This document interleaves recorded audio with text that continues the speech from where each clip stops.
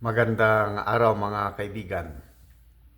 Pag-usapan natin ngayon ang tumitinding bangayan sa Senado pagkatapos ng kudita. Imbes na unti-unti na mag-heal yung sugat, lalong tumitindi. Okay, gusto ko lang munang mag-shout out sa aking mga masugid na subscribers.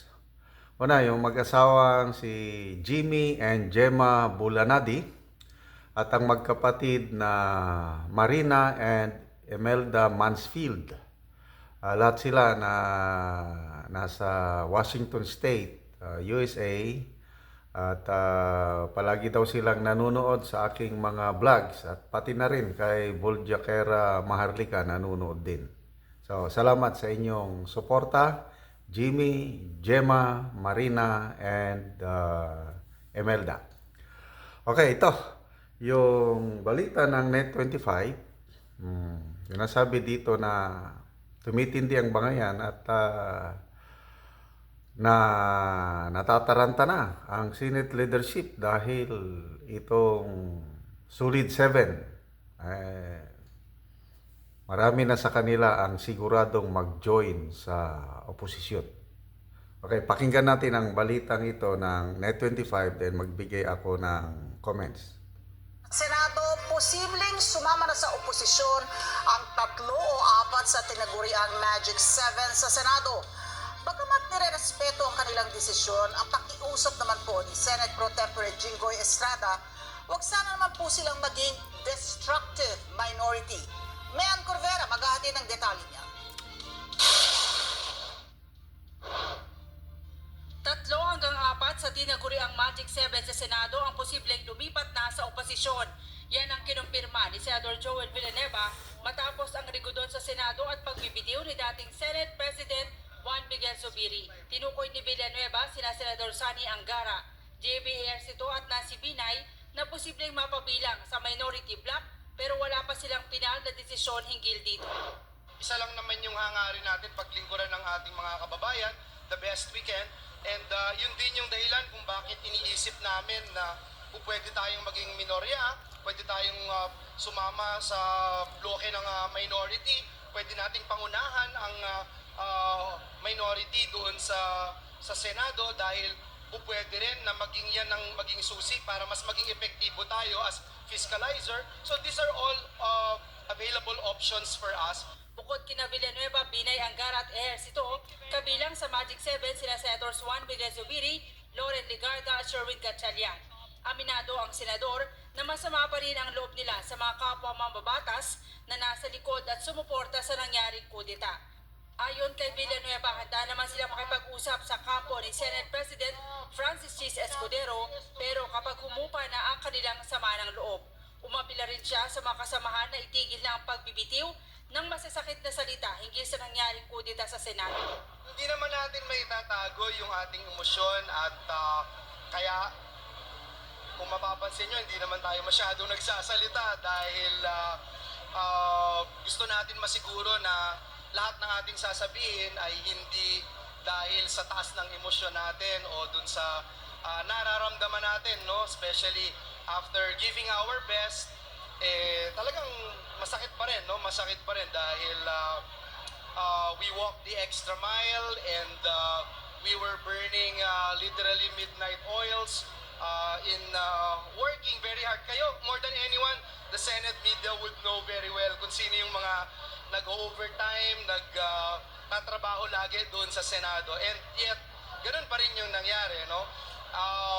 Malungkot lang minsan kasi may maririnig ka pa na yung nagsorry nagdadahilan, yung nagsosorry nagsasabi ng kung ano-ano. Yun lang ang hindi natin minsan na maiwasan na okay na pero parang ano ba yan talaga, no? Sana let us move forward and it is what it is. We are all seasoned politicians. Iginagalang naman ng majority bloc ang desisyon ng mga kapwa senador at hindi sila pipiliting sumama sa supermajority. Pero apela ni Senate President Pro Tempore Jinggoy Estrada, sana wag silang maging destructive minority. That is their option. No one can prevent them from joining the minority bloc. That's quite interesting, the more debates, uh, siyempre, pag sasali sila sa minority, they will scrutinize all the bills that the majority will propose. But I hope they won't be, a destructive minority.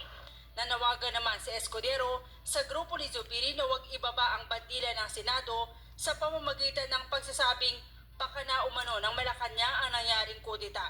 Iginit ni Escudero na walang kinatawan ang Malacanang sa Senado at hindi sila bumoto sa resolusyon ng pagsuporta kay Escudero. Nanindigan si Escudero na nagkaroon ng rigodon dahil nawala na ng tiwala ang mga kapwa senador kay Zubiri. May Corbera para sa Mata ng Ag. Okay, so yun po ang malungkot na balita. Titin ko, instead na unti-unti sanang mag-heal yung sugat, lalong tumitindi. I agree yung sinabi ni Senator Villanueva na merong mag-sorry, kaya lang kung ano-ano pang dahilan at nagbibiti pa ng masakit na salita.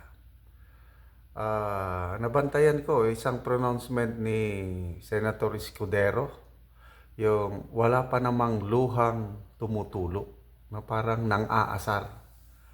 Ay sabi ko, kung ako ang makarinig niyan, ako yung kasama sa Sulid 7, tapos ganun na wala pa namang luhang tumutulo, ay no, masasaktan ako. Baka ito yung tinutukoy ni Senator Villanueva na magsabi pa kung ano-anong masasakit. Okay? So, lalong tumitindi ang pangayan. At yun na. Ilan na yung konfirmado na magsama, 4 na eh. Angara, Gatchalian, Binay, and yung 4 na sigurado. Tingin ko, itong Solid 7 na ito, lahat sila sasama sa inyo. Sasama sa minority. At pag nangyari yan, ako, malaking sakit sa ulo ng Senate leadership at pati na rin itong administrasyon ni PBBM. Pero tatagal na ngayon ang pagpasa ng mga bills. Kasi bubusisihin ng dati 2 lang. Madagdagan ng 4. Di maging kung madagdagan ng 7, di lalo na. Ang daming magbusisi sa mga bills. Kaya yung tono ni Senator Jinggoy na I hope they won't become a destructive opposition. Nako, ganun ang mangyari. Kaya tingin ko, kabado na ang Senate leadership. Pati na rin ang Malacanang, maapektuhan yung mga legislative agenda ng administrasyong ito. Hindi madaling ipasa ang mga priority bills. Baka nga itong budget ng 2025 magiging madugo. Parang nangyari yata yun ng panahon ni PRRD. Yung budget naging alanganin dahil nagkabangayan sa Senado.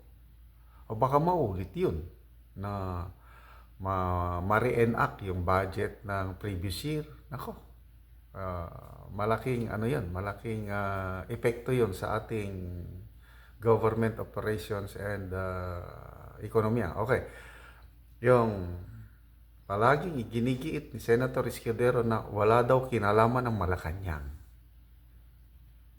But hindi na nila maloko ang taong bayan. Marami ang naniniwala sa pronouncement ni Senator Zubiri na tinanggal siya sa kanyang pwesto dahil hindi siya sumusunod sa utos ng powers that be. Kahit paulit-ulit pa sasabihin ni Senator Escudero, Jinggoy Estrada, na sila-sila lang sa Senado, hindi lang happy ang 15 senators sa performance ni Zubiri as Senate President. Wala, kakaunti ang maniwala yun. Hindi kami pinanganak kahapon lang. Very clear may kamay, may makapangyarihang tao na nasa likod sa pagsibak kay Senator Zubiri. Yung tao na yon, yung apektado sa PDEA leaks. Alam nyo na. Alam nyo na. PDEA leaks investigation at itong Chatcha na nahihirapang makapasa sa Senado dahil nandyan ang isang Senate President na independent. Yan, si Zubiri, independent.